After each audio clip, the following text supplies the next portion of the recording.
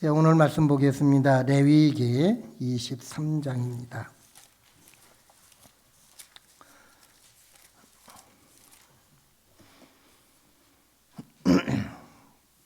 15절 말씀부터 22절까지의 말씀인데 읽으면서 제가 설명할 부분이 있으면 설명을 하고 이렇게 또 오늘 마지막 시간 살펴보도록 하겠습니다. 15절 안식일 이튿날 곧 너희가 요제로 곡식단을 가져온 날부터 세어서 7 안식일에 수요를 치우고. 여러분 여기 안식일 이튿날 그랬으니까 언제일까요? 네? 안식일 이튿날이 초실절이었죠. 예, 초실절에 그러니까 날짜로 따지면은 1월 그렇지 16일 안식일 이튿날이 초실절이었죠. 이튿날 곧 너희가 요제로 곡식단을 가져온 날부터 그날이죠. 요제절 가져온 날부터 세어서 하나 둘 셋 넷 그 이튿날부터 1일, 2일, 3일, 4일, 5일 쓰는 거예요. 우리가 지금 일청 기도하면서 날짜를 세죠. 오늘이 며칠째예요? 559일. 그것처럼 초실절이 되게 되면 그날부터 시작해 가지고서 이제 50일 세는 거예요. 하나, 첫째, 둘째, 셋째 기다리면서 세어서 7 안식일에 수요를 치우고. 그럼 일주일이 7일이니까 7 안식일이면은 며칠이에요? 7, 7이 49, 49일이죠. 그래서 7 안식일이기 때문에 77절 이렇게 말을 합니다. 또 18절 7 안식일 이튿날까지 합하여. 그럼 며칠째예요? 50일째까지죠. 50일이죠. 그래서 오순절 그래요. 구약에는 오순절이란 말이 안 나와요. 여기 이게 77절 또는 맥주절 그렇게 말을 하는데 신약에 와서 50일이라고 그래요. 50은 열순자 5이니까 50이 되는 거죠. 이튿날까지 합하여 50일을 계수하여 새 소제를 여호와 앞에 드리고. 그 다음 너희의 처소에서 10분의 2 에바로 만든 떡 몇 개? 2개를 가져다가. 여기 의미가 좀 있어요. 예언적인 말씀인데 떡 2개를 가져다가 흔들지니. 이것도 요제죠. 이는 고운 가루에 뭘 넣어요? 누룩을 넣어서 구운 것이요. 여러분 6월절이나 무교절 때는 누룩이 있어요 없어요? 누룩 없어요. 그때는 누룩이 있으면 큰일 나. 근데 오순절 때는 맥주절 때는 어떻게 하느냐 하면은 누룩을 반드시 넣어야 돼. 누룩 집어넣은 떡 2개. 여기 의미가 있는 건데 예언적인 의미예요. 나중에 좀 보겠습니다. 18절 너희는 또 이 떡과 함께 1년 된 흠없는 어린 양 7마리와 어린 수수 1마리와 순양 2마리를 드리되 이것들을 그 소제와 그 전제의 제물과 함께 여호와께 드려서 번제로 삼을지니 이는 화제라 여호와께 향기로운 냄새며. 또 순염소 하나로 속죄제를 드리며 1년 된 어린 순양 2마리를 화목제물로 드릴 것이요. 20절 제사장은 그 첫 이삭의 떡과 함께 그 2마리 어린 양을 여호와 앞에 흔들어서 요제를 삼을 것이요. 이것들은 여호와께 드리는 성물이니 제사장에게 돌릴 것이며. 이날에 너희는 너희 중에 성회를 공포하고 너희 노동도 하지 말지니 이는 너희가 그 거주하는 각처에서 대대로 지킬 영원한 규례니라. 22절 다 같이 너희 땅에 곡물을 벨 때에 밥 모퉁이까지 다 베지 말며 떨어진 것을 줍지 말고 그것을 가난한 자와 거류민을 위하여 남겨두라. 나는 너희의 하나님 여호와니라. 아멘. 초실절 때는 무엇을 거뒀죠? 보리를 거뒀죠. 그럼 이제 보리를 거둘 때는 1월 달이야. 1월 중순이에요. 여기서부터 50일 지나가 가지고 이제 오순절이 왔는데 맥주절 77절이 오게 됐는데 그러면 이때는 몇 월 달이 될까요? 3월 초순이 돼요. 3월 6일 아니면 7일 이렇게 되는데 오늘날 우리 양력으로 따지게 되면은 한 2개월 내지 3개월 뒤로 물려지니까 3월 달이면은 우리나라로 하면은 몇 월 되겠어요? 한 5월 초순 정도, 5월이나 이렇게 하여간 2달 이렇게 뒤로 물리면 돼요. 어쨌든 이스라엘 백성의 달력으로는 이제 이렇게 되는 거야. 그럼 이때는 뭘 거두느냐? 밀을 거두는 거예요. 예, 초실절 때는 보리, 또 50일 지나서 이 오순절 때는 밀을 타작하게 되는 건데 이스라엘 백성들이 주식으로 먹는 것이 밀입니다. 그러니까 이거는 굉장히 큰 추수예요. 대추수를 하게 되는 거예요. 그럼 보세요. 여러분 맨 처음에 6월절, 그 다음에 무교절, 그 다음에 초실절 바로 이어졌죠. 그리고 50일이 지나서 이제 맥주절, 칠칠절, 오순절이라고 일컫는 그 절기가 오게 돼요. 이 네 절기는 다 봄철에 지키는 절기예요. 아니면은 앞에 세 절기는 완전히 봄철이고 여기에 오순절은 5월쯤 되게 되니까 초여름 아니면 늦봄이나 이쯤 되겠죠. 연중에 보게 되면 중간이 되는 것인데 이렇게 해서 이들이 이제 이 오순절을 지키게 됩니다. 지금 읽은 본문 내용대로 요 문자 그대로 이스라엘 백성들은 떡도 만들고 양도 잡고 소도 잡고 염소도 잡고 이렇게 하면서 하나님 앞에 제사를 드리고 하게 되는 거예요. 이것을 1500년 동안 그들에게는 이 규례를 따라서 살게 했어요. 물론 그 중간에는 여러 가지 사건들이 있었지만은 바벨론 사건도 있고 이렇게 못 드는 때가 있었지만은 그들은 이런 규례를 따라서 하나님이 주신 명령인 줄 알고 이 명령에 한치도 어긋나지 않도록 그들은 노력을 다 했다고 하는 것입니다. 아멘. 여호와의 절기라고 그랬죠? 하나님의 절기예요. 주의 절기예요. 사람이 만든 절기가 아니야. 하나님이 제정해 주신 아주 거룩한 절기입니다. 그래서 이 절기를 소중히 여기고 선민으로서 그들은 이 절기를 지켜왔다고 하는 것입니다. 그러면은 오늘 우리가 이제 좀 생각해야 될 게 있습니다. 오늘은 오순절, 맥주절, 칠칠절이라고 일컫는 이 절기를 우리가 살펴보겠는데 이 오순절의 교훈이 뭘까 하는 거예요.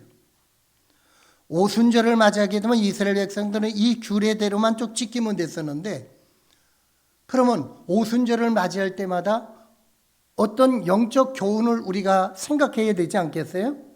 예. 6월절을 맞으면 6월절의 영적 교훈을 알아야 돼. 무교절의 영적 교훈이 있어요. 초실절의 영적 교훈이 있어요. 오순절의 영적 교훈이 있어요. 우리에게 중요한 건 이 날짜를 따라 절기를 지키는 것도 중요하지만은 신약시대에 살고 있는 저와 여러분들에게는 하나님이 이 절기를 이스라엘 백성 선민에게 주신 영적 교훈이 있다 이 말이에요. 그것을 우리는 찾아서 교훈을 받아야 되겠습니다. 여러 교훈이 있겠지만은 이 내용은 우리하고는 지금 관계없겠죠. 우리가 지금 양 잡는 거 아니잖아요. 유교병을 만드는 게 아니에요. 우리는 이 말씀을 보면서 이미 구약에 예언된 이 모든 절기를 통해서 하나님이 예언 성취를 예수님을 통해서 이루어 주셨단 말이에요. 그래서 우리는 이미 성취된 예언을 보면서 생각하면서 교훈을 받는 거예요. 그럼 오순절이 주는 영적 교훈이 뭘까? 세 가지를 생각해 보는데 첫 번째로는요. 하나님 앞에 감사하는 절기예요. 풍성한 주식, 우리나라로 말하면 쌀을 농사짓고 거두는 절기가 되는 건데 이스라엘 백성들에게는 주식이 되는 이 밀을 아주 농사져 가지고 크게 대타작을 하면서 거둬들이는 절기가 됐는데 주식이 되잖아요. 여러분 만약에 이 일기가 좋지 않아서 밀 농사가 잘 안 됐다. 그러면 그 해는 흉작이 되잖아. 얼마나 아픔이 크겠어요. 이 오순절을 맞이할 때마다 이 풍성한 곡식을 하나님이 주신 그 은혜를 감사하면서 하나님 우리에게 먹을 양식 주심을 감사합니다. 아까 오순절을 센다고 그랬잖아요. 초실절부터 시작해서 첫째 날, 둘째 날, 셋째 날은 센다. 왜냐? 세면서 그날을 기대하는 거예요. 하나님 좋은 일기 주세요. 좋은 바람을 주세요. 풍성한 열매가 맺게 해주세요 하면서 그날을 기대하면서 하루하루 새해가면서 하나님의 손길을 기대하고 하나님의 은혜와 축복을 기대한다 이 말이에요. 그래서 그 밀농사가 잘 돼서 거둬들일 때 하나님께서 우리에게 은혜를 주셨다. 복을 주셨다. 감사하다. 그래서 하나님 앞에 자연계를 통해서 농사에 좋은 열매를 주심에 대해서 하나님 앞에 감사하는 절기, 이게 바로 오순절 절기예요. 맥주절 절기예요. 저와 여러분 지금 농사 짓지 않아요. 밀보리 농사 짓지 않아요. 쌀 농사 짓지 않아요. 그러나 우리의 손으로 수고한 모든 일에 하나님께서 일용할 양식을 주시고 물질을 주시는 것, 빈부의 차이는 있지만은 분복은 다 다르지만은 어쨌든 하나님이 우리에게 수고의 열매를 주시는 많은 열매들이 있잖아요. 그 열매들에 대해서 우리는 마땅히 감사를 해야 된다는 거예요. 할렐루야. 모든 절기는 감사의 절기예요, 사실은. 6월절 애굽에서 구원받은 거 감사하는 절기예요. 무교절 우리가 하나님의 은혜로 거룩하게 살아야 되기 때문에 감사해야 돼요. 초실절, 여러분 초실절은 부활이라고 그랬는데 그럼 부활의 이 은혜 얼마나 큰 은혜예요. 부활절에 대한 부활신앙, 부활축복 감사해야 돼요. 맥주절 감사해야 돼요. 그 다음에 이제 가을에 지키는 절기가 세 절기가 있는데 이건 이제 다음에 우리가 시간이 좋아지면 또 보겠습니다만은 이 봄철에 지키는 네 가지 절기는요 예수님의 초림에 관계된 거예요. 예수님이 이 땅에 오셔서 십자가에 죽으시고 무덤에 내려가시고 또 부활하시고 그 다음에 이제 오순절 성령 보내주신 그 사건, 그것으로 이미 이루어졌어. 그러니까 이 모든 절기를 통해서 앞으로 일어날 하나님의 예언 성취, 그것을 말씀한 거지만은 이제 지금에 와서 보니까 이 모든 예언이 이루어졌어요? 앞으로 이루어질 거예요. 이루어졌어요. 그럼 나머지 가을철에 지키게 되는 절기, 나팔절과 속죄절과 이 초막절은 예수님의 재림과 관계가 되는 거예요. 그건 아직 안 이루어졌어. 미래사예요. 이제 그건 다시 우리가 또 공부하면서 살펴볼 기회가 되겠고요. 어쨌든 오순절, 맥주절, 칠칠절이 되면은 자연계를 통해서 우리에게 주신 하나님의 축복의 열매, 또 우리의 삶 속에서 하나님이 주신 모든 축복의 사건들이 헤아려 본다면 너무 많겠죠. 네. 그러니까 우리는 날마다 목사님 말씀하신 대로 감사, 날마다 감사야. 오순절의 정신은 뭐냐? 날마다 감사하면서 사는 것이 오순절 정신이에요. 또 두 번째로 우리가 감사해야 될 게 뭐냐? 오순절은요, 맥주절은요, 이스라엘 백성들에게 있어서는 율법을 받은 날로 알아요. 성경에 율법도 받은 날이다 이렇게는 말씀 안 했는데 유대인들이 지키는 그 정신 속에는 이 율법에 관계되어 있는 날짜예요. 왠가 하면은 한번 잠깐 보십시다. 출애굽기 19장 보세요. 출애굽기 19장 1절에 보게 되면은 이스라엘 자손이 애굽 땅을 떠난 지 얼마?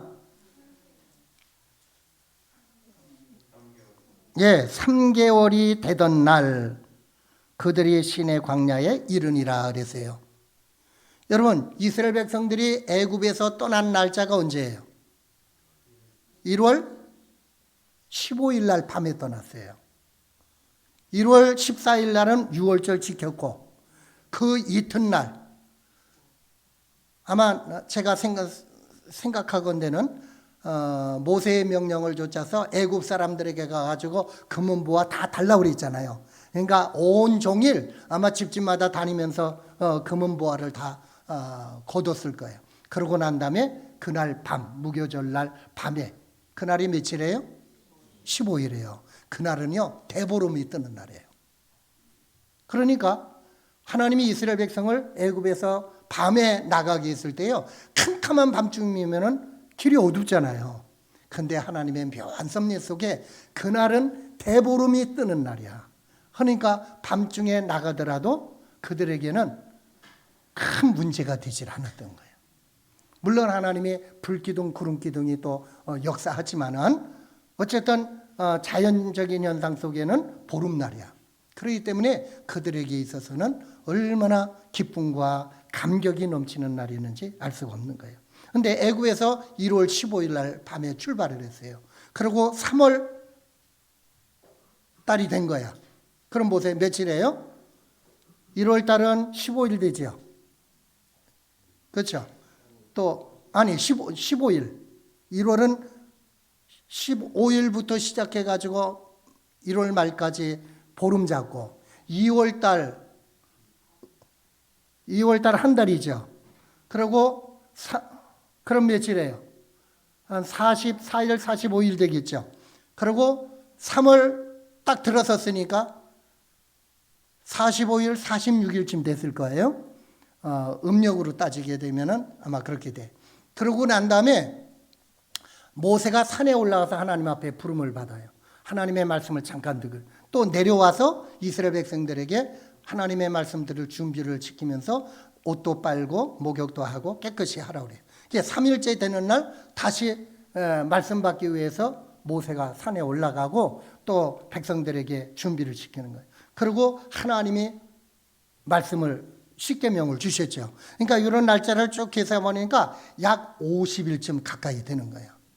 정확한 50일인지 그건 모르겠지만은 하여간 50일 가까이 돼. 그래서 유대인들은 맥주절이 되게 되면 이 77절이 되게 되면 모세를 통해서 시내산에서 율법을 주신 날이다. 그래서 율법을 주신 날 얼마나 감사한지 알 수 없는 거예요. 선민에게 하나님의 법을 주신 날이에요. 하나님의 말씀 주신 날이에요. 오늘 우리로 말하면 뭘까요? 우리에게 성경 주신 날이에요. 아멘. 여러분, 그때 이스라엘 백성들은 책이 없잖아요. 그렇죠? 책이 없어. 그러나 하나님을 섬기는 십계명을 말씀으로 주셨고 또 그 후에 계속 말씀을 배우는 거야. 여러분, 우리가 하나님의 말씀을 받았다고 하는 건 이건 어마어마한 축복입니다. 지금 이 시대에 인쇄술이 발달해서 우리 한 사람 한 사람이 성경책을 그것도 구약만이 아니라 신약까지 가지고 있다고 하는 것은 우리에게 주신 무한한 축복이요 감사의 제목이에요. 그래서 우리는 성경을 볼 때마다 성경 주신 하나님 앞에 감사해야 돼. 더더욱이 우리 한글 성경이 있는 것. 여러분 이거 얼마나 감사해요. 만약에 우리에게 한글 성경이 없다. 영어도 잘 모르는데 중국어도 잘 모르는데 여러분 우리에게 한글 성경 주신 하나님 앞에 감사하시기 바랍니다. 감사의 조건을 찾는 거예요. 오순절 될 때만 3월 6일 되면은 그때만 감사하냐? 그게 아니라 매일매일 우리는 감사의 제목을 찾아서 하나님 앞에 진정한 감사를 올려면 이게 오순절 믿음 가지고 사는 거예요. 아멘. 세 번째로 뭘 감사하느냐? 우리는 성령 주신 하나님 앞에 감사해야 돼요.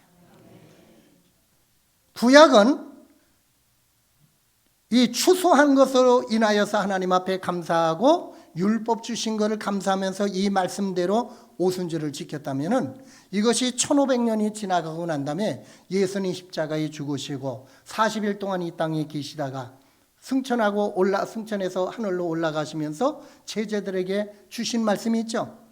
너희는 이제 모여서 기도해라. 예루살렘 떠나지 말아라. 아버지의 약속하신 성령을 너희가 받게 될 것이다. 그러고 난 다음에 열흘 동안 이 제자들이 모여서 120명 문도가 같이 모여서 기도할 때 오순절 날이 올 때에 하나님이 약속하신 대로 예수님이 약속하신 대로 성령이 임하게 됐죠. 네. 알지만은 또 봅시다. 사도행전 2장.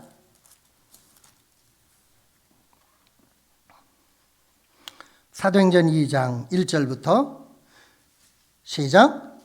오순절 날이 이미 이름에 그들이 다 같이 한 곳에 모였더니, 여러분 오순절이라고 그랬어요. 그러니까 예수님이 6월절 날 돌아가셨잖아요. 1월 14일 날 돌아가셨어요. 그리고 장사 지내가지고 3일 동안 무덤에 계시다가 안식 후 첫날 1월 16일 날 예수님이 부활하셨죠. 초실절 날 부활하셨죠. 그날부터 시작해서 40일 동안 예수님이 이 땅에 계시면서 부활하신 걸 제자들에게 여러 번 나타내서 증거해 주시고 메시지를 주시고 그들에게 확신을 주시고 하나님 나라를 설명해 주시고 이렇게 하시고 난 다음에 승천하셨어요.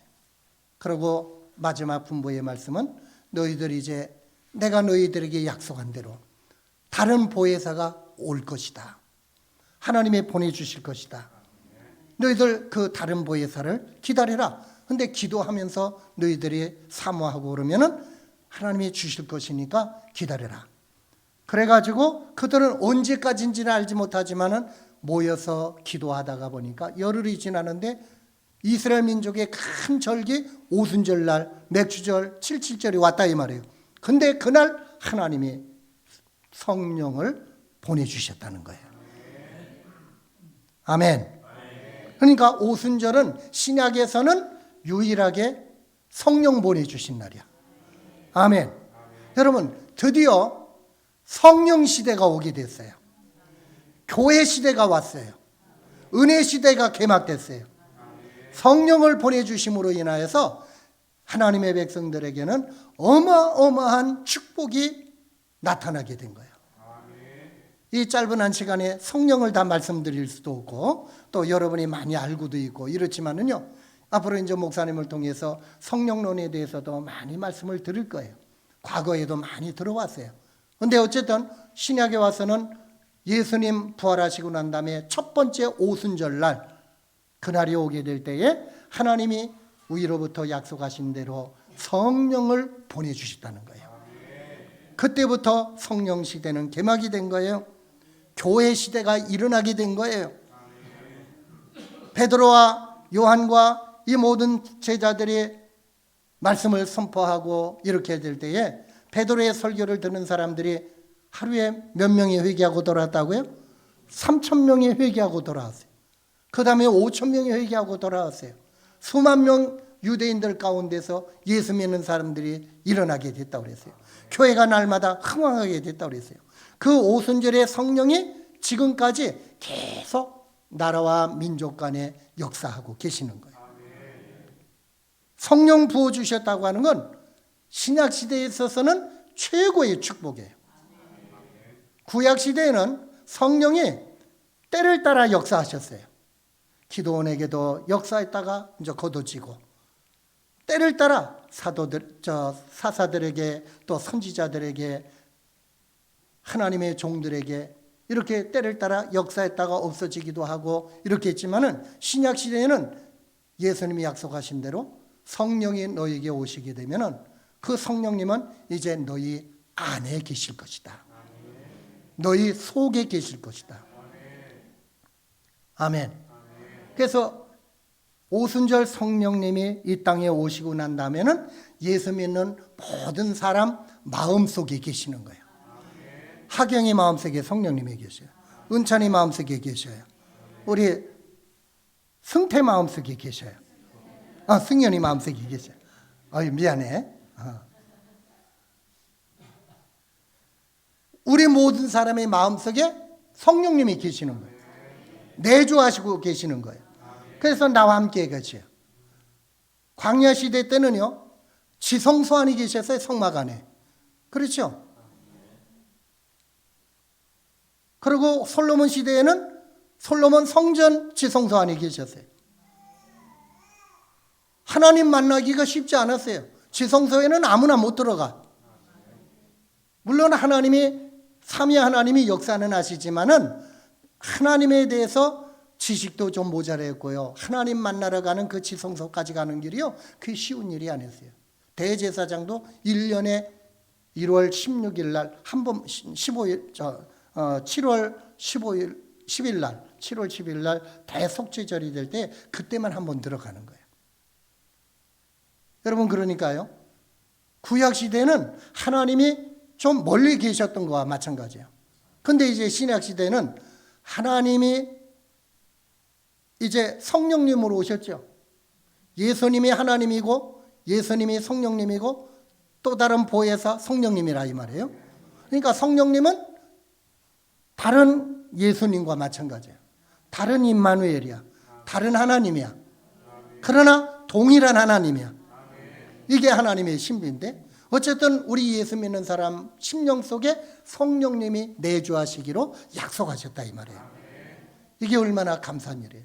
이게 구약에 예언된 것이 에스겔서에도 예언되어 있고 예레미야서에도 예언되어 있고 요엘서에도 예언되어 있고, 그 예언된 것이 그대로 신약에 와서 첫 번 오순절 날에 응답이 됐다 이 말이에요.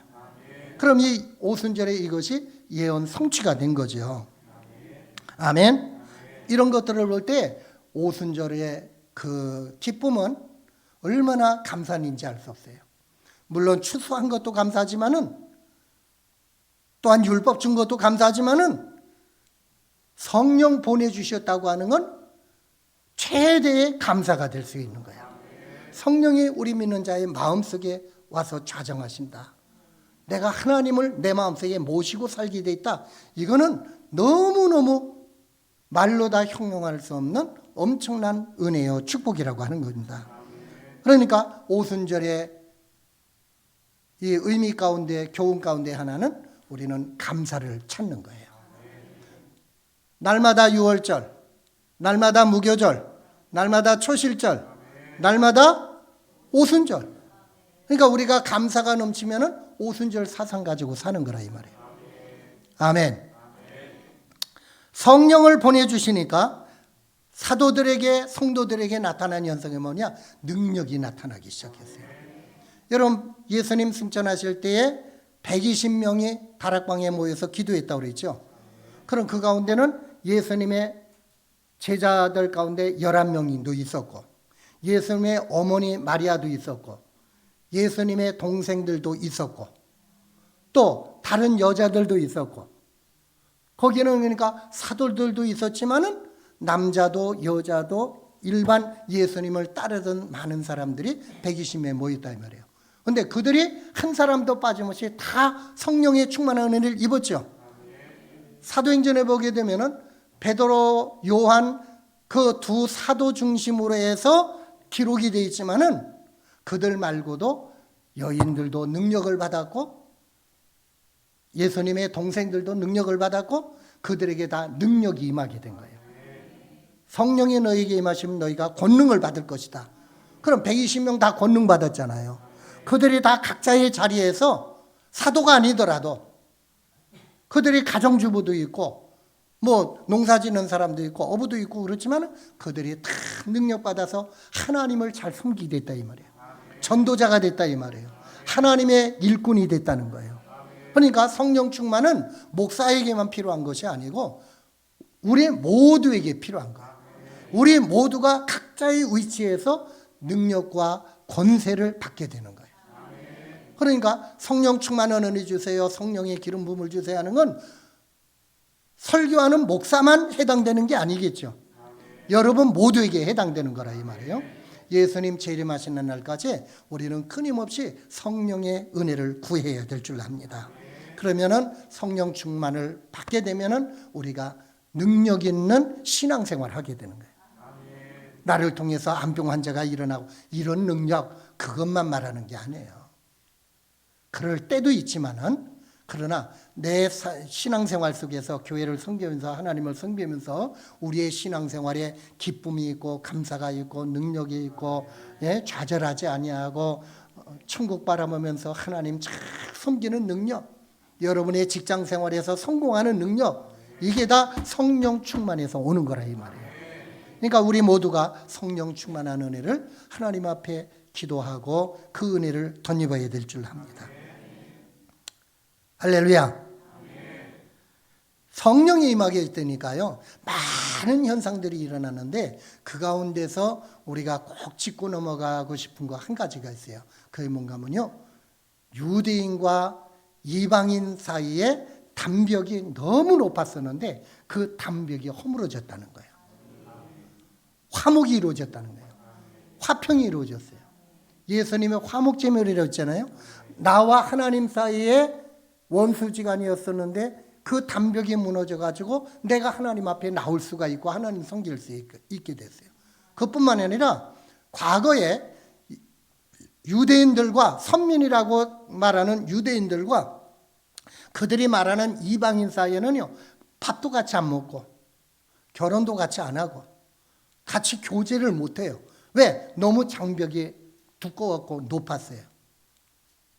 그래서 사도행전 10장에 보게 되면 무슨 사건이 나오는가 하면은 고넬료의 사건이 나오죠.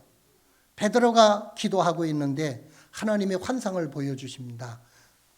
위에서부터 하늘에서 보자기가 내렸는데 거기 보니까 더러운 짐승들이 드글드글해요.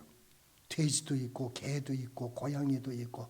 그런데 돼지나 개나 이런 고기를 구약에서 이스라엘 백성들에게 먹게 했어요? 못 먹게 했어요? 그건 못 먹어요. 그 이방인을 표현하는 거예요. 예? 이방인은 부정한 사람으로 생각했단 말이에요. 그러니까 이방인과 접촉하지 않는 거예요. 같이 밥을 안 먹어요. 같이 교제하지 않아요. 유대인들끼리만. 우리는 선민이야. 그래서 선민의식 가운데. 근데 하나님이 야 베드로야 너 그거 잡아먹으라. 아니 주님 저 아직까지 부정한 동물, 짐승 한 번도 먹지 않았습니다. 베드로는 그때 오순절이 지났으니까요. 성령 받았어요? 안 받았어요? 성령 받았어요. 복음이 뭔지 알아요.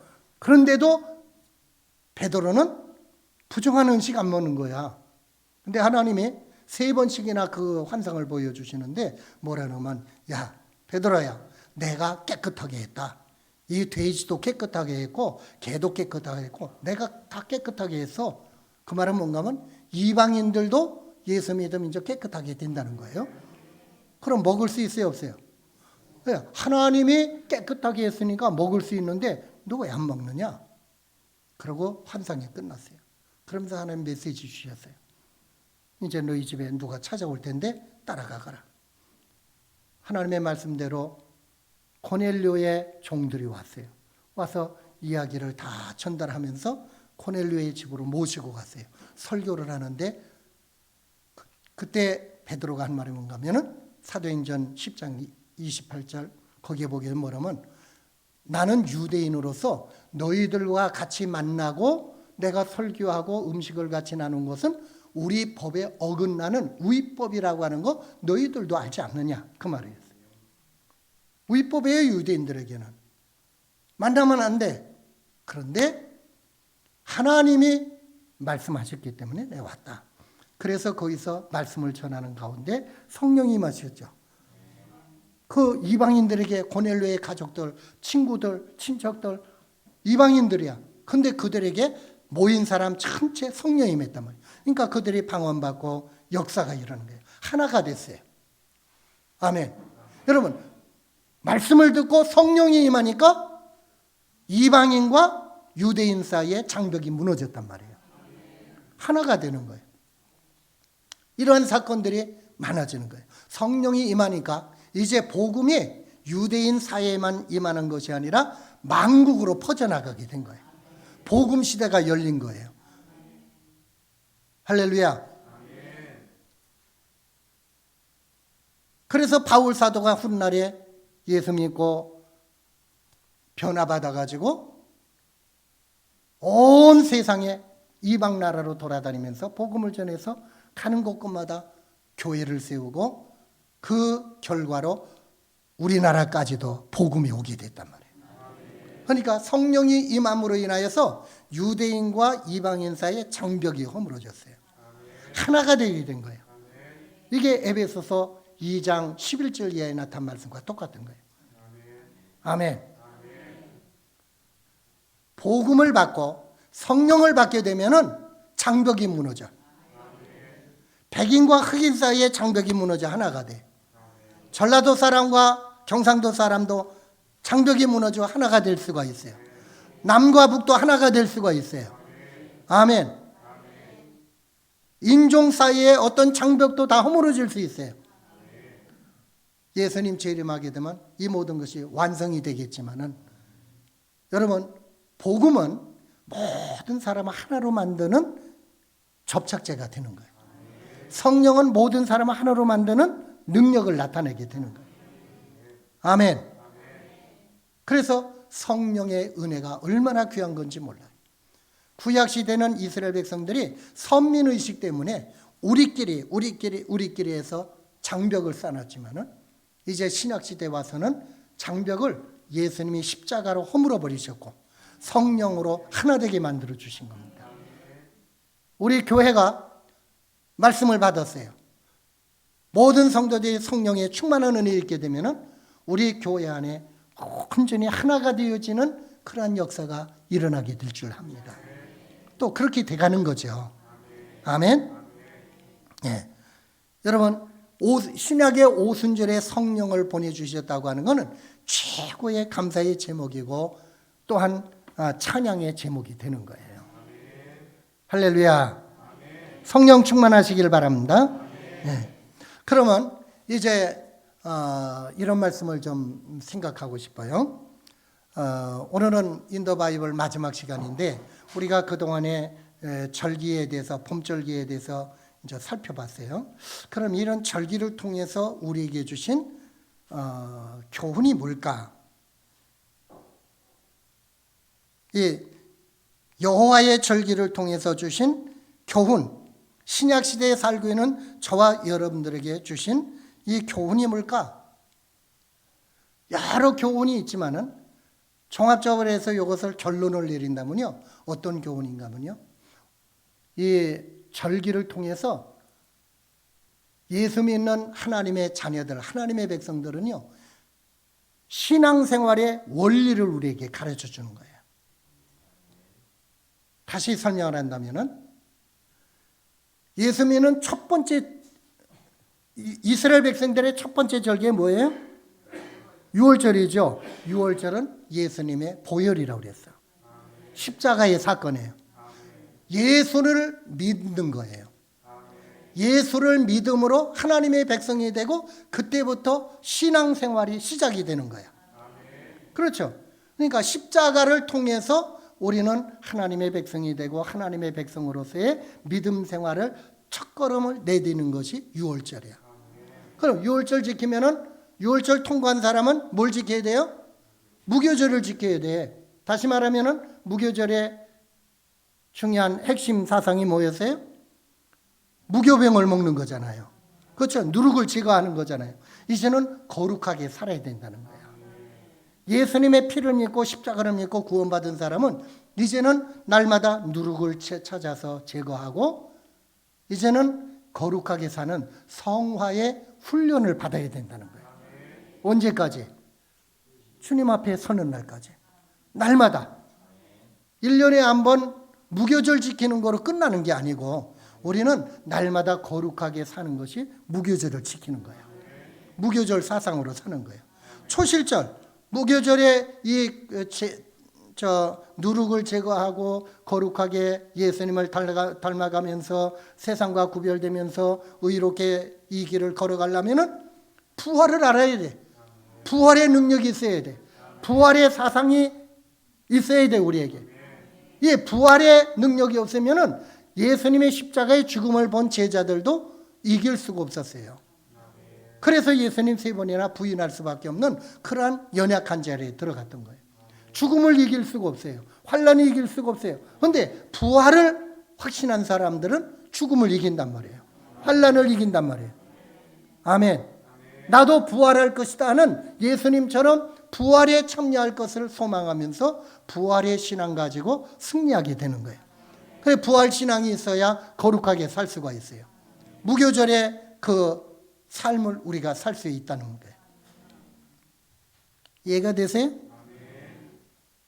그리고 네 번째, 오순절이죠.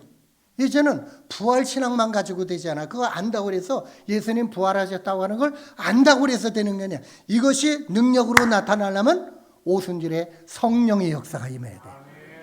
성령의 역사가 임하지 않으면, 성령 임하지 않으면은 십자가도 경험했고 부활도 경험했고 또 예수님 무덤에 내려가신 것까지 다 알고 목격했고 다 지식적으로 알고 있지만 능력이 나타나질 않아. 이길 수 있는 힘이 없어요. 근데 이걸 이길 수 있는 힘은 언제 나타나느냐? 성령 받아야. 성령의 은혜를 입어야만 이 모든 것이 능력으로 나타나게 되는 거예요. 아멘? 네. 그래서 유월절을 통과한 사람은 무교절을 반드시 지켜야 되고, 무교절을 통과하는 사람은 초실절을 반드시 통과해야 되고, 초실절의 역사가 통과된 사람은 반드시 오순절을 또 통과해야 돼. 각각의 은혜를 우리가 덧입어야 돼요. 그러니까 우리 신앙생활에 그 순서를 우리에게 절기를 통해서 가르쳐 주는 거예요. 신앙생활의 원리를 우리에게 절기를 통해서 가르쳐 주는 거란 말이에요. 근데 우리는 이제 이스라엘 백성들과 비교해 보면 틀리죠. 이스라엘 백성들은 이런 걸 알았을까 몰랐을까? 아마 몰랐을 것 같아. 그냥 지키라고 하니까 그걸 지키는 거지. 그러나 이제 우리는 다 완성된 상태에서 우리가 성경을 보고 깨닫게 되니까 이런 걸 이제는 다 알고 우리는 지킬 수가 있는 거죠. 그런데 6월절 우리가 지키지 않더라도 십자가의 사상, 보혈의 사상 가지고 살면 그게 6월절 신앙이야. 아멘? 모든 절기가 똑같은 거예요. 그래서요, 여러분 이 구약은 그림자고 예표고 예언이라고 그랬잖아요. 그것이 목표로 삼는 것은 다 뭐예요? 예수님이었단 말이에요. 예수님이 다 성취가 된 거예요. 예수님이 다 완성하신 거예요. 그래서 예수님이 율법의 완성자야. 아멘. 예수님이 오셔서 모든 것을 완성해 주셨기 때문에 예수님 한 분 속에 이 모든 것이 다 들어가 있는 거예요. 성막도 예언해요. 예수님 한 분 속에 성막의 모든 사상이 다 들어가 있어. 절기 예수님 속에 다 들어가 있어. 음식 예수님 속에 다 들어가 있어. 그래서 우리가 예수님을 알게 되면은 구약의 모든 것들이 이게 예수님의 모습이구나. 예수님의 이 모습, 예수님의 이 모습, 예수님의 이 모습 이런 것들을 우리가 발견하게 된다는 거예요. 우리가 지금 신약 시대에 산다는 게 얼마나 감사한 일이에요. 아멘. 자, 제가 지금 이 절기는 신앙생활의 원리를 가르쳐 주는 거라고 그랬죠. 이것을 예표로 보여주신 말씀을 하나 더 정리를 좀 해보고 싶은데, 구약 시대에 보면요, 병든 사람들이 많이 있었는데 특별히 나병 환자들에 대한 율법이 있어요. 문둥병 환자들에 대한 율법. 레위기 14장을 찾아봅시다. 이 문둥병 환자들에 대한 이 규례가 아주 길게 설명이 되어 있는데요. 이것도 우리의 신앙생활의 원리를 가르쳐 주는 거예요. 오늘 절기하고도 한번 매치를 해볼 수 있는데 한번 보십시다. 레위기 14장 1절부터 57절까지 아주 긴 내용이 있어요. 이걸 일일이 다 읽으면서 설명할 수 없는데 중요한 핵심만 이제 좀 정리를 한번 해볼게요. 이게 우리 신앙생활의 원리예요. 14장 1절부터 몇 절 봅시다. 여호와께서 모세에게 말씀하여 이르시되 나병 환자가 정결하게 되는 날에 규례는 이러하니. 그러니까 나병 환자는요, 다시 말하면 죄를 진 죄인의 표상과 마찬가지예요. 죄의 모습이에요. 그런데 나병 걸렸던 사람이 고침받았어요. 그럼 다시 말하면 죄진 사람이 죄 용서받은 것과 마찬가지예요. 예수 믿고 예수님의 피로 용서받았다 이 말이에요. 구원받았다 이 말이에요. 그걸 염두에 두고 이제 생각을 해보시면 돼요. 2절 나병 환자가 정결하게 되는 날의 규례는 이러하니 곧 그 사람을 제사장에게로 데려갈 것이요 제사장은 진영에서 나가 진찰할지니 그 환자에게 있던 나병 환부가 낫으면, 낫지요. 제사장이 진찰을 하니까 환자가 낫어요. 그럼 어떻게 되느냐? 그 다음 4절 제사장은 그 정결함을 받을 자를 위하여 명령하여 살아있는 정결한 새 몇 마리? 2마리와 백향목과 홍색실과 우슬초를 가져오게 하고. 그럼 병난 사람이 어떻게 해야 되는가 하면요, 새를 잡아와야 돼. 죽은 새 잡아오면 안 되고 살아있는 새 2마리를 잡아와야 돼. 빨리 제가 설명할게요. 왜 2마리냐? 이거는 예수님의 죽으심과 부활하시는 예수님을 상징한 거예요. 백향목은 예수님의 십자가를 상징하는 거예요. 홍색실은 예수님의 십자가의 고난을 상징하는 거예요. 피 흘린 예수님. 우슬초는 믿음을 말하는 거예요. 우슬초로 피를 뿌리고 우슬초로 나를 정결케 하소서, 이런 말씀도 나오잖아요. 그 우슬초는 우리가 하나님의 말씀을 믿고 믿음의 행위를 나타내는 그거를 이제 표현한 거예요. 그 다음에 5절, 제사장은 또 명령하여 그 새 하나는 2마리 가운데 1마리는 흐르는 물 위의 질그릇 안에서 잡게 하고. 고인물이 아니고 흐르는 물이에요. 흐르는 물은 살아있는 물이야. 흐르는 물 속에 질그릇을 담아가지고 그 안에서 새를 피 흘려 죽게 하는 거예요. 그 다음에 6절, 다른 새는 1마리가 또 남아있죠. 산채로 가져다가 백향목과 홍색실과 우슬초와 함께 가져다가 흐르는 물 위에서 잡은 새의 피를 찍어.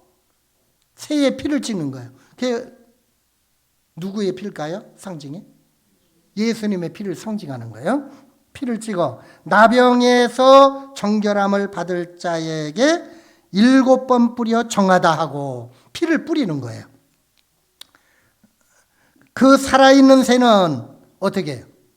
들에 노을 치며 부활을 상징하는 거예요. 그러니까 예수님 십자가에 죽으시고 부활하시는 이것을 새 2마리로 표현을 한 거예요.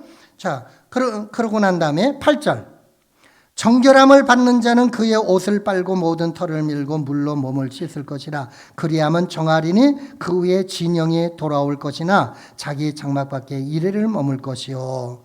그리고 쭉 넘어가서요, 중요한 것만 볼게요. 그 몇 가지 절차가 있는데 그건 넘어가도 돼.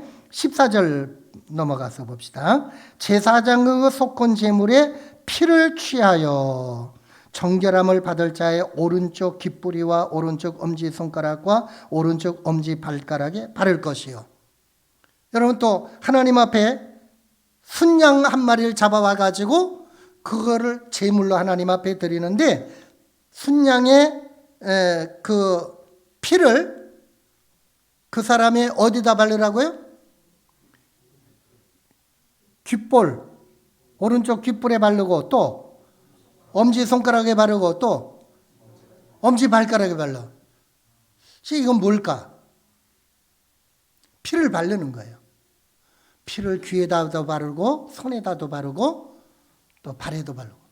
대표적으로 우리의 온몸에 피를 바르는 것과 똑같은 거예요. 예수님의 피로 우리의 온몸을 바르는 거예요. 아멘. 그럼 이건 뭐냐? 피를 바르는 건 거룩하게 구별하는 거예요. 이 피를 바르는 사람이 이제 듣는 것도 조심하고, 말하는 것도 조심하고, 보는 것도 조심하고, 손으로 무엇을 잡고 행동하는 거 조심하고, 발로 행동하는 거, 어디 가고 가는 거 오는 거 조심하고, 앉고 일어서는 거 조심하고, 거룩하게 살라고 하는 겁니다. 피 묻은 사람은 구별을 해야 돼. 우리는 다 예수님의 피를 바른 사람들이죠. 이스라엘 백성이 문설주와 문인방에 피를 바르니까 구별됐죠. 애굽 사람과 구별됐어요. 그래서 구원받았어요. 아멘. 그 피를 문설주와 문인방에 발라서 그 안에 들어가 있는 이스라엘 백성들은 피 속에 들어간 거예요. 아멘. 예. 문둥병 환자가 고침받았을 때 피를 귀에도 바르고 손에도 바르고 발에도 발랐다. 이건 뭔가 하면은 우리 온몸에 피를 발랐다는 거예요. 우리 구별된 사람이 예수님의 피로 정결함을 받는다는 거예요. 그런데 여기서 끝나는 게 아니라는 거예요. 또 한 절차가 남아있어요. 그게 뭔가 하면은 17절입니다. 손에 남은 뭐예요? 기름이 또 있어요. 기름은 제사장이 정결함을 받을 자의 오른쪽 어디? 귓뿌리와 오른쪽 엄지손가락과 오른쪽 엄지발가락, 곧 속죄제물의 피 위에 바를 것이며, 피를 묻힌 그곳에 또 기름을 바르는 거예요. 그럼 구약에서 기름은 뭐예요? 성령이라 이 말이에요. 신약의 성령이에요. 오순절 성령이에요. 자, 그 다음에 또 봐요. 16절. 아직도 그 손에 남은 기름은 제사장이 그 정결함을 받는 자의 어디에? 머리에 발라요. 기름을 이제 머리에 발라요. 머리에 바르고 제사장은 여호와 앞에서 그를 위하여 속죄하고. 그 밑에 또 다른 절차가 조금 나옵니다만은, 그러니까 중요한 건 뭔가 하면요, 피를 바르고 기름을 발라야 돼. 머리에다 기름 발랐단 말은 온몸에 기름 바른 거와 똑같은 거예요. 성령 충만을 받는 거예요. 아멘.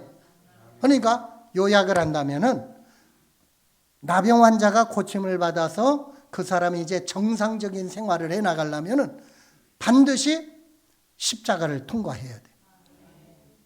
피를 발라야 돼. 피만 가지고 안 돼. 기름을 발라야 돼. 우리가 유월절을 통과했어요. 무교절을 통과했어요. 초실절 통과했어요. 오순절까지 왔어요. 그래야 완성이 되는 거예요. 성령 충만을 받아야 되는 거예요. 아멘. 근데 이거는 날마다 받아야 돼. 날마다 성령의 은혜를 입어야 돼. 날마다 보혈의 공로를 의지해야 돼. 제가 첫날에 우리 보혈을 바르는 것을 얘기했죠. 믿음으로 바르는 거. 여러분 지금 이 보혈은 조금 제쳐놓고라도 날마다 기도할 때 여러분 성령 충만 주세요. 하나님 나에게도 성령 충만 주시고 기름 부어주시고 우리 목사님에게 기름 부어주시고 이런 기도 하잖아요. 그럼 보혈도 마찬가지예요. 믿음으로 하는 거예요. 주님의 보혈로 내 머리부터 발끝까지 덮어주시고 씻어주세요. 우리 아내에게, 우리 남편에게, 우리 자녀에게 보혈로 덮어주셔야 돼요. 그 기도 할 수 있죠. 이게 미신의 행위가 아니야. 주님 말씀 주세요. 우리는 기도로 이제는 그 역사를 체험하는 거예요. 성령 주세요. 지금부터 2000년 전에 오순절 다락방에 임했던 그 성령이 지금까지 계속 이어져 내려오는 거예요. 왜 우리는 성령의 은혜를 날이면 날마다 사모하고 체험해야 돼. 이게 믿음으로 기도하는 거예요. 하나님의 문둥병 낳은 그 사람이 온전한 정상적인 생활을 하기까지는 이런 몇 가지 절차를 만들어 놨는데 이게 신앙생활의 원리라는 거예요. 그러니까 제일 중요한 핵심적인 거는 피와 기름이야. 예수님의 십자가의 보혈과 오순절 성령의 역사예요. 우리는 날마다 이 두 가지를 아주 중요하게 생각하고 이게 신앙생활의 알파와 오메가라고 볼 수도 있어요. 할렐루야. 여러분 이해가 되시나요? 이렇게 할 때에 우리는 신앙생활에 성공을 가져올 수 있어요. 승리하는 삶을 살 수가 있는 거예요. 날마다 피 바르시기 바랍니다. 믿음으로. 날마다 성령의 기름을 바르시기 바랍니다. 믿음으로. 찬양도요. 제가 첫날에는 보혈 찬양만 얘기했지만은 이제 우리가 신앙생활이 몇 가지 원리를 생각할 때 찬양도 골고루 또 총합할 수가 있는 거예요. 보혈에 대한 찬송도 부르고 또 거룩하게 사는 찬송도 부르고 말씀에 대한 찬송도 부르고 또 성령에 대한 찬송도 부르고 제일 중요한 거는 보혈과 기름이니까 보혈과 성령이니까 아침을 시작하면서 여러분들이 이 보혈 찬송 한 곡 또 아무리 바빠도 좀 바쁜 시간이랄지라도요 시간이 있을 때는 좀 많이 들을 수도 있겠지만은 보혈 찬송, 성령 찬송을 골라가지고 여러분이 부르고 그러고 또 기도하고 오늘도 주님의 보혈로 덮어주세요. 씻어주세요. 악한 버릇 끊게 해주세요. 악한 성과 끊게 해주세요. 사탄의 권세 이기게 해주세요. 성령으로 기름 부어주세요. 이런 믿음의 기도를 통해서 승리하게 될 줄로 믿습니다. 그럼 죄와 가까이 할 그런 겨를이 없죠. 거룩하게 살 수 있는 힘이 보혈의 능력과 성령의 능력 가운데서 우리에게 이루어진다는 거예요. 아멘. 마지막으로 우리가 그럼 성령의 은혜를 입어야 되잖아요.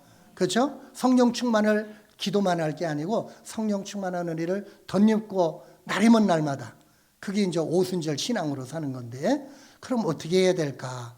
최초의 성령 충만을 받았던 다락방에 모였던 120명의 무리들, 그들이 샘플로 보여줬기 때문에 그 모습을 우리가 묵상하고 생각하면서 교훈받으면 그렇게 될 줄로 믿습니다.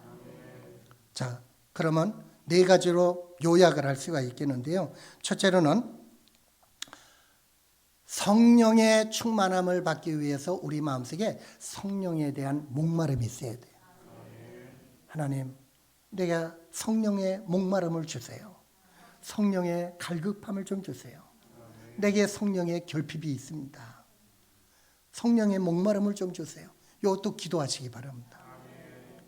요한복음 7장에 보면은 37절 38절에서 너희 가운데 목마른 자는 다 내게로 오라고 그랬잖아요. 그렇죠? 목마른 자가 샘을 판다고 그랬는데요. 성령의 목마름이 있어야 돼. 진리의 목마름이 있어야 돼요. 의에 줄이고 목마른 자에게 하나님이 은혜를 주신다고 그랬는데요. 성령의 목마름. 이거 참 우리가 날마다 이것도 기도로 하나님 앞에 나가야 될 줄 알아요. 하나님, 내가 너무 성령의 은혜가 부족한 줄 압니다. 성령의 목마름 주세요.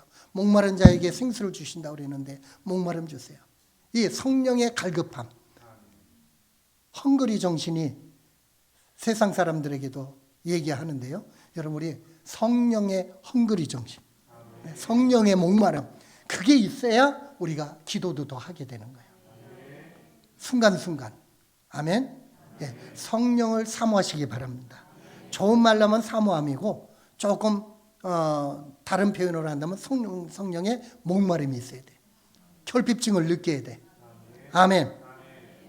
그리고 두 번째로는 하나님의 약속을 기억해야 돼. 구하라 주실 것이요, 찾으라 얻을 것이요, 두드려야 열릴 것입니다. 말씀했죠. 제자들이요, 예수님의 그 제자들과 더불어서 120명이 다락방에 모여서 열흘 동안 기도했잖아요. 그런데 그 기도할 때 무슨 기도했을까요? 성령 기도한 거죠. 아버지 약속하신 것을 기다리라 했잖아요. 주님이 약속하셨으니까, 아버지가 약속하셨으니까 그 약속대로 성령을 좀 보내주세요. 여러분, 약속을 붙들고 기도하는 거예요. 하나님의 말씀의 약속을 기억하면서 하나님, 여기에 이렇게 약속하지 않았어요. 그 약속대로 좀 주세요. 아멘. 약속의 말씀을 붙들고 기도할 때 하나님께서 꼼짝 못하실 줄 알아요. 응답을 주시는 거예요. 아멘. 그리고 또 한 가지는요, 회개하는 기도가 우리에게 필요한 줄 알아요. 이렇게 제가 상상을 좀 해봤어요. 사도행전 1장과 내용에 보게 되면 이게 안 나오는데 유추할 수가 있는 게 있거든요. 뭔가 하면은 제자들이 열흘 동안 이렇게 120명과 더불어 모여 있으면서 기도하는데요. 24시간 내내 열흘 동안 쉬지 않고 금식하면서 기도했을까요? 내가 생각하니까 자는 시간도 있었을 거예요. 그렇게 생각이 돼요. 또 밥 먹는 시간도 있었을 것 같아요. 쉬는 시간도 있었을 것 같아요. 그리고 그들끼리 또 얘기하는 시간도 조금은 있었을 것 같아요. 그러면서 그들 가운데서 아마 이러한 대화가 오고 가지 않았을까. 성경의 원리로 볼 때 뭔가 하면은 베드로 같은 경우는 우리 좀 나 개인적인 얘기를 좀 하고 싶다 하면서 내가 이렇게 여기까지 와서 보니까 내가 자네들한테 참 미안한 게 굉장히 많다. 내 성격이 급해가지고 내가 나서기를 좋아하고 으뜸되기를 좋아하고 내한테 교만한 것도 많이 있었던 것 같은데 나 자네들한테 너무 미안해. 잘못했어. 아마 그런 얘기 하지 않았을까. 또 다른 사람대로 나도 베드로 형님 말고 듣고 보니까 나도 또 잘한 거 없어. 요한과 야고보는요, 어머니 치맛바람 때문에 예수님의 좌우편에 앉기를 원했었잖아요. 예? 그런 요구도 있었잖아요. 우리 어머니도 급했지만은 우리도 더 은근히 우리 마음속에 그런 것이 있었는데 미안해, 용서해줘. 아마 그런 얘기도 할 수 있었지 않았을까. 그러다 보니까 120명이 너도 나도 다 이런저런 자기들의 실수, 자기들의 약함 이런 것들을 고백을 했으리라고 봐요. 그러니까 베드로가 자기 실수를 고백하니까 다 허물어졌어. 사랑으로 하나가 됐어. 요한은 요한대로, 야고보는 야고보대로 자기네들의 허물을 드러내고 고백을 하니까 그게 거짓 고백이 아니라 진실한 고백이었단 말이에요. 그 고백을 하고 나니까 모든 것이 서로 용서가 되고 한 덩어리가 될 수 있었단 말이에요. 거기에 성령이 임한 거예요. 이 근거를 저는 성경 읽으면서 어디서 찾는가 하면요, 사도행전 2장에서 베드로의 설교에서 제가 유추를 해봐요.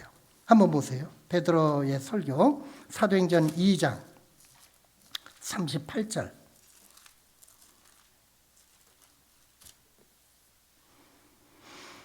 37절, 38절, 39절을 읽어봅시다. 37절부터 그들이 이 말을 듣고 마음에 찔려 베드로와 다른 사도들에게 물어 이르되 형제들아 우리가 어찌할꼬 하거늘 베드로가 이르되 너희가 회개하여 각각 예수 그리스도의 이름으로 세례를 받고 죄사함을 받으라. 그리하면 성령의 선물을 받으리니 이 약속은 너희와 너희 자녀와 모든 먼데 사람 곧 주 우리 하나님이 얼마든지 부르시는 자들에게 하신 것이라 하고.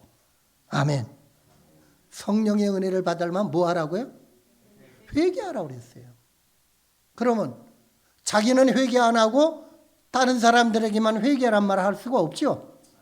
그럼 이 말씀 속에는 뭐가 드냐면 우리가 다락방에서 열흘 동안 기도하는 가운데 우리 가운데도 회개의 고백이 다 있었다. 이걸 전제로 한 것으로 저는 봅니다. 또 회개해야 우리 마음이 깨끗해지잖아요. 우리 마음속에 있는 게 다 쏟아내야 되잖아요. 아멘. 이거는 다른 성경에서도 얼마든지 이 말씀을 우리가 유추할 수가 있는데, 그러니까 거룩한 성령이 임하려면은 깨끗한 그릇에 오는 거예요. 아까 레위기 14장에서요. 이 문둥병 걸렸던 사람의 깨끗함을 받을 때 제일 먼저 뭘 갖다 발랐다고요? 피를 발랐어.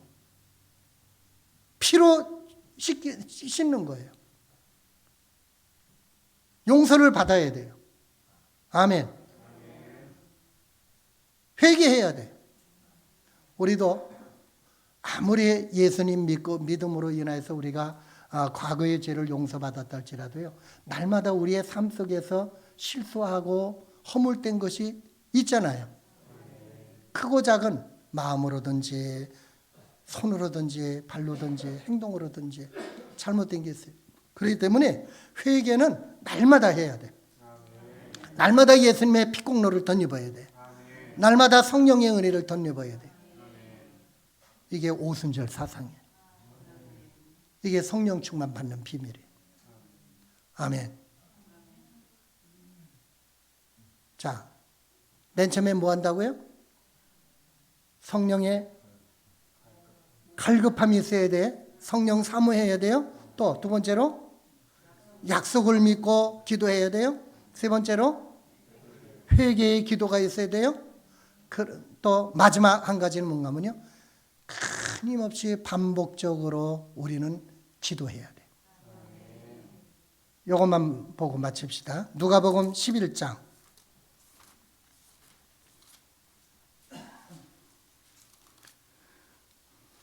떡 세 덩어리 비유 설교를 예수님이 해주시는데요. 사실 이 떡은 여러 가지로 적용할 수 있지만 성령을 말하는 거예요.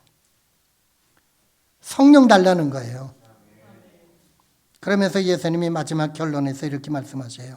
11장 13절에서 다 같이 너희가 악할지라도 좋은 것을 자식에게 줄 알거든 하물며 너희 하늘 아버지께 구하는 자에게 성령을 주시지 않겠느냐 하시니라. 아멘. 누구에게 성령 주신다고요? 구하는 자에게. 여기 구한다는 말은요, 한번 주세요 하고 끝나는 말이 아니라 계속 구하는 거예요. 반복적으로 구하는 거예요. 오늘도 내일도 계속 구하는 거예요. 지속적으로 구하는 거예요. 반복적으로 구하는 거예요. 계속해서 구하는 거예요. 날마다 구하는 거예요. 그럴 때 성령이 우리에게 선물로 주어지신다. 아멘. 에베소서 5장에 나오는 성령 충만을 받으라. 그것도 마찬가지예요. 계속 지속적으로 반복적으로 성령 충만 받으라는 거예요. 성령을 기름으로 묘사했잖아요. 등잔불을 켜게 되면 기름이 자꾸 소모가 돼. 성령을 받았지만은 기도하지 않으면 성령의 은혜가 계속 감소가 돼. 그러니까 날마다 아침에도 성령 충만 기도하고 낮에도 성령 충만 기도하고 길 가다가도 성령 충만 기도하고 일을 하다가도 마음속으로 성령 충만 기도하고 공부하다가도 성령 충만 기도하고 장사하다가도 성령 충만 기도하고 주방에서 일하다가도 성령 충만 기도하고 예일이 젖 먹이면서도 성령 충만 기도하고 아멘. 그래야 우리가 그 끊임없는 성령의 보충을 받는 거예요. 성령의 그 오순절 삶을 우리의 생활 속에 실천하는 거예요. 이해가 좀 되시나요? 우리 어린이들 이해가 돼요? 예, 아멘. 성령 충만하세요. 큰 소리로 우리 어린이들 성령 충만 받으세요. 목사님한테 또 해봐. 옳지, 아멘. 네. 여러분 모두 성령 충만 받으시기 바랍니다. 할렐루야. 네. 6월절 통과했어요. 무교절 통과해야 돼요. 근데 무교절은 7일 동안이야. 우리 인생 마지막까지. 예수님 앞에 설 때까지. 이 지구 역사 끝날 때까지. 무교절은 계속 진행이 되는 거예요. 초실절 신앙이 있어야 돼요. 부활의 신앙 가지고 살아야 돼요. 부활의 소망 가지고 살아야 돼요. 이제 오순절을 통과해야 돼요. 오순절은 성령의 은혜예요. 성령의 충만한 은혜를 우리가 늘 사모하면서 성령 충만을 유지해야 돼요. 저도 여러분도. 그럼 우리는 기쁨과 감사와 축복 속에서 성공적인 신앙생활을 하게 되고 주님 앞에 서는 그날까지 승리자가 될 줄로 믿습니다. 이 은혜가 저에게도 또 여러분 모두에게도 우리 어린이들에게도 예일이까지 하나님께서 넘치게 부어주시기를 주님의 이름으로 축복합니다.